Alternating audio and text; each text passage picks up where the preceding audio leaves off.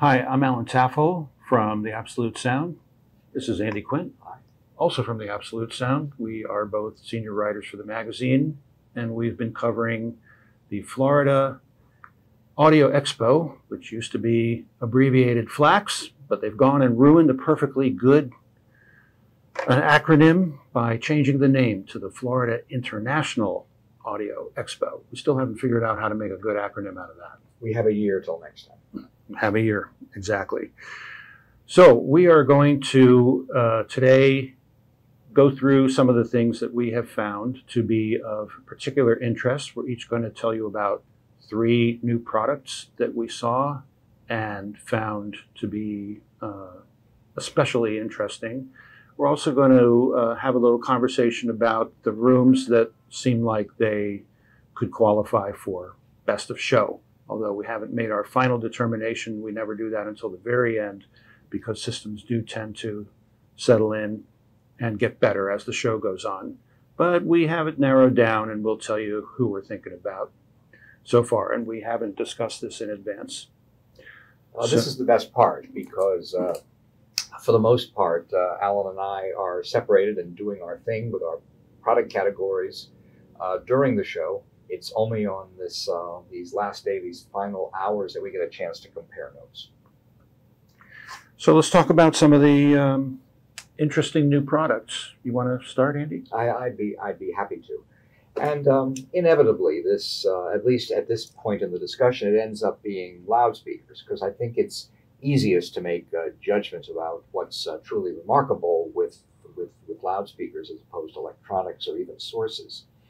But there were 3 in particular that I'm eager to think more about and to learn more about. First of all, was the new product that I came across from Acora Acoustics, Val Acora from Toronto, who makes his enclosures out of stone, as his family for several generations has had a stone business in Toronto.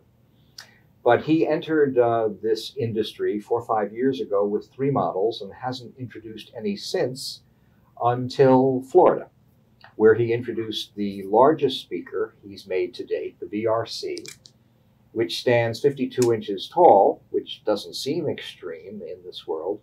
But when you're making your speakers out of granite, it's consequential. They weigh well over 400 pounds and cost $220,000. And I know you got a chance to hear it too, but I was so impressed by how implacable these speakers were. No matter how loud, no matter how soft they played, their spatial characteristics remained as stable as could be imagined. They were rock solid from top to bottom. Rock solid is probably a good term to use. But I was enormously impressed with these transducers. The second came from a German company, well known to audiophiles, Avant-Garde, and they have a new version, the 3rd in 30 years, of their Duo speaker. And it comes in both active and passive versions for respectively $77,000 and $61,000. And when we're talking about active as an amplified, we're not talking about the bass, which in both models is active, comes with a built-in amplifier, but rather the tweeter in the mid-range. And they have developed a special amplification for that, and the results were really quite remarkable. I have always found that loudspeaker to be a bit on the colored side. These were completely neutral in their presentation of some very demanding classical chamber music. The third item that I came across was from that Swiss company, Clarissus, that both Alan and I were encountering for the first time. This is a company that makes a ribbon full-range speaker, actually 5 versions of it, that are remarkable in that they don't present the sort of challenge when it comes to amplification that older iterations of this type of speaker like the Apogees used to provide. They brought two versions of this speaker, a big one and the smallest one in the series, to Florida. And the larger one is called the Auditorium, and it's $141,000. And it impressed with the sheer magnitude of its presentation and the immediacy, the palpability of what you were hearing. So for me, at least, in my category, which was the high price spread, those were the three products that I'm sort of mulling over now to decide who gets primacy. And in my category, which is the ostensibly more affordable equipment, that's a relative term, of course, in high-end audio, as all of you viewers know so well. But in my category, there were three products that stood out. One is an iteration on the Aesthetics Mimas integrated amplifier. I've always liked this amplifier. I like Aesthetics. They make great tubed gear, and the Mimas is a really nice integrated amp. It's around 10K, and it's modular, which is really helpful for those trying to build a compact reference system. So it can be a regular integrated, or you can add a DAC card, you can add a phono stage, you can add a streamer card. Very versatile piece of gear. But now what they've done is they've taken that device and they've split it for those who want to separate the preamplifier stage from the power amp and all the digital circuitry from the power amp.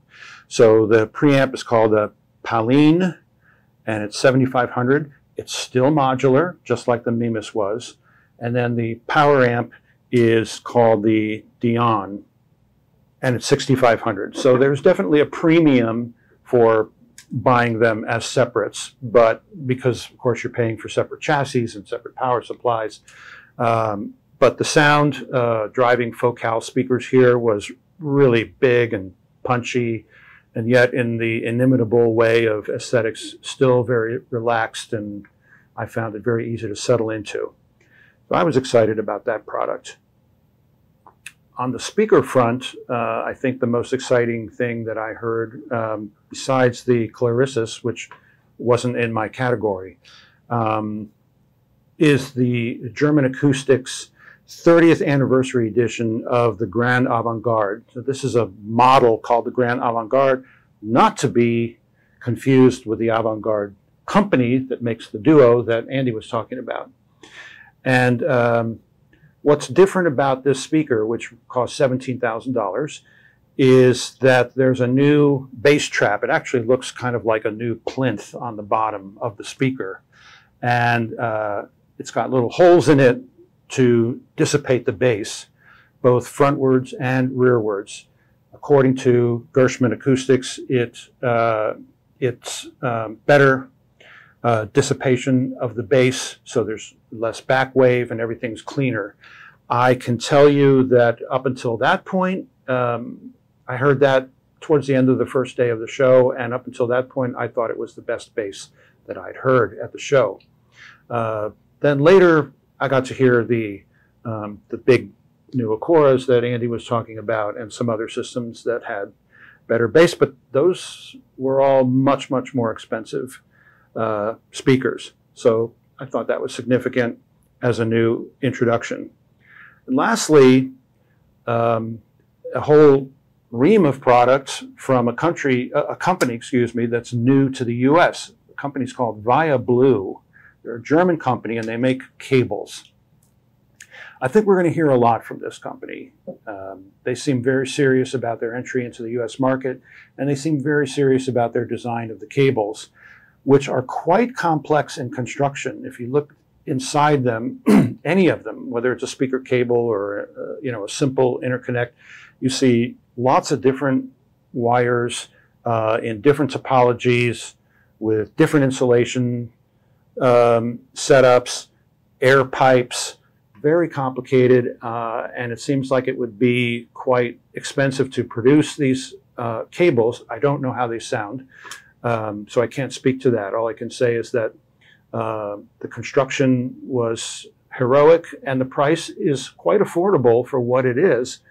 I guess I don't even have to say for what it is, because $500 to $1,000 for a 1 meter cable these days is considered pretty reasonable. So that's it for my 3 highlighted products. And now we can start talking about what everyone wants to hear about, which is what was the best sound of the show. And we decided in advance that there would be 4 candidates we would talk about. So what's your first candidate, Andy? Well, I think in terms of an event, it was the large room that was given over to TAD Components, the Japanese firm that was once a spin-off of Panasonic 80 years ago, that has sort of come under new distributorship. And they brought with them an all-TAD system, including the Reference 1 TX loudspeaker, which comes in at a cool $160,000, and then all TAD electronics, preamp, amplifier, DAC. And sort of making the trip especially worthwhile was the presence of the Japanese company's president, and also presentations throughout the show from Jim Anderson and Ulrich Schwartz, his partner, and his wife, who are both A-list engineers. They're responsible for the Patricia Barber recordings. And they played selections from these Patricia Barber recordings through this system. And the sheer palpability of the system was really pretty impressive, though it wasn't beyond criticism. Yeah, it's always interesting when the manufacturer can bring something new in the way of source material. That happens with Wilson Audio when they have Peter McGrath playing his own tapes. Yes. That he himself has recorded and mastered with Wilson gear. That gives him sort of an unfair advantage. But nonetheless, the problem that I had with the TAD room, at least for me, was that it was the mid-range bloom was quite pronounced, and it was just omnipresent in everything that I heard in that room. In fact, there are 2 systems in that room. There's the big one that Andy talked about, and then there's a smaller one showing off a new speaker that they announced. And both had that same mid-range overemphasis. Now, was it the room? Was it just the TAD sound? I don't know, but we don't get paid to make those differentiations. We just report on what we hear, and I don't think that could qualify as best of show. At least to me, I doubt that room could qualify as best of show because of that. Maybe something that was a little better was the Clarissus room. These are the full range ribbon speakers that Andy was talking about. And believe it or not, of the 2, it was actually the room that had the smaller Clarissus speaker. Not to say cheap, they're still over $30K, but that room had a combination of Pass and Hagel electronics, Shunyata cabling top to bottom, and an Orrender server. I think that setup was a little bit better probably than what was behind the big Clarissus speakers down in the ballroom. And I think that I liked the smaller Clarissus setup better, even though it's significantly less expensive than the bigger Clarissus. That is a system that had terrific coherence and tonal balance, and I think certainly is a candidate for best sound at the show. What did you think? Oh, I agree entirely. I started with the big system downstairs and was awfully impressed. I went upstairs and was even further impressed. And the good news is that I think that that smaller speaker at less than a third of the price of the bigger one is going to be plenty for most domestic environments. It certainly would be in my own space. So I was astounded to find that there were actually 2 models above the big ones that I heard. I think that's for your castle in Switzerland. Just a brief interruption, esteemed viewers. As you may know, I'm Tom Martin, Chief Content Officer of The Absolute Sound. We have a new product. It's on the Substack platform, and we're going to do some interesting things with Substack. First of which is reader questions and answers. Each Monday, readers will submit questions. We'll pick the most interesting ones and we'll answer the questions on Friday. We'll also have early access to articles and special blogs that don't appear anywhere else. We hope you'll join us. It's only a cost of a cup of coffee per month. Just check on the screen or in the show notes below. Thanks. And now back to the show. So let's see. What was your next candidate? Well, the next candidate was what was really a big surprise for me, because I have never, in quite a long experience, had such a positive experience with this brand, and that was MBL.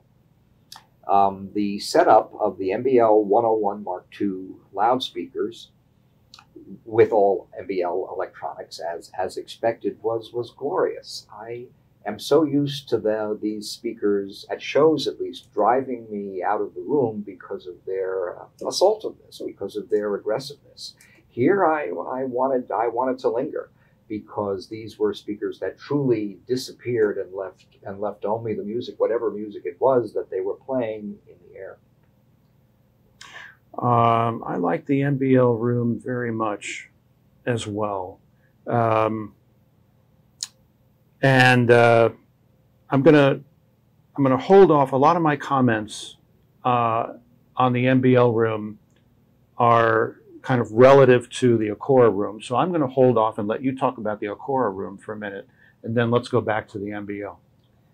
Well, the Acora room, I've already raved in terms of their new product there. Had the best possible support and the best possible environment. They had the primo space at the show, which was a ballroom that the exhibitor, Val Acora, had been to in previous years and knew just what to do. He had gone to IKEA at one point and purchased 200 pillows, which were strategically deployed around the area just below the ceiling. And he was very happy with the results that he was getting. But with VAC electronics and the new Oracle turntable, the results were stunning. And the results were stunning with all sorts of source material that you didn't know that this could happen. He played a lot of 1970s rock recordings that many of us have admired from a musical standpoint for decades, but have always felt were limited in their technical possibilities. He played one entire side of Jethro Tull's "Thick as a Brick," for example, and I was mesmerized. The sense of what the artists were hearing when they heard that playback in the studio way back when was very acute. It was certainly impressive as can be. Those are great speakers. I think they're going to be instant classics. They're going to jump to the top tier of audio speakers instantly. They're that good. The room was good, as you say, but you got a very different, and this is my only criticism, you got a very different experience depending on where you were sitting. In fact, in recognition of that, Acora itself had chairs labeled. One was labeled superior, another was labeled outstanding, and then the best one was labeled private concert, written on masking tape attached to the chair.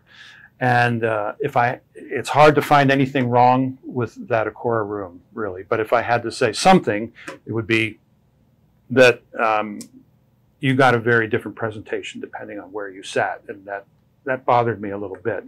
And that's one of the things that I liked a little bit better about the MBL room.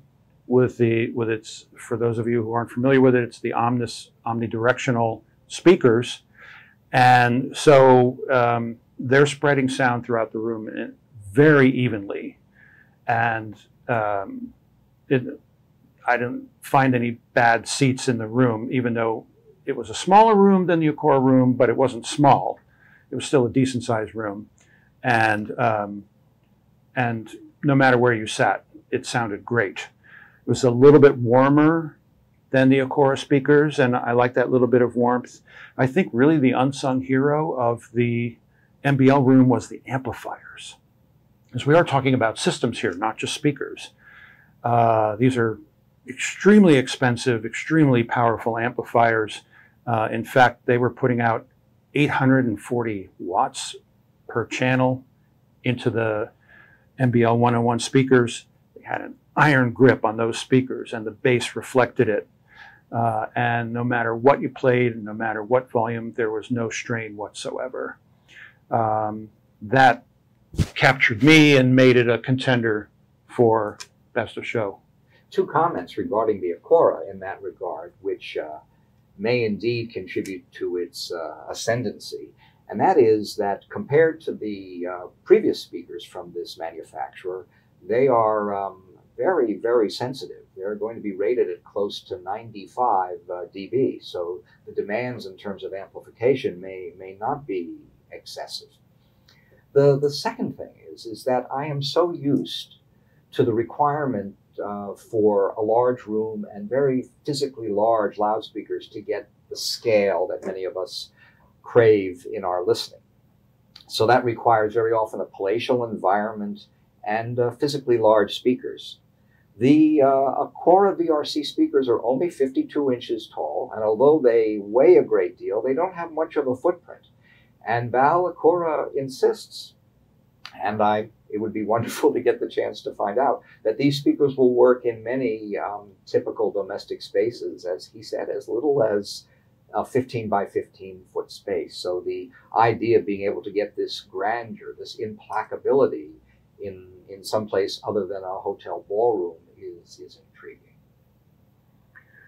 So that's our summary of new products and best sound of the show. Hope you've enjoyed it, and hope to see you next year at the Florida International Audio Expo.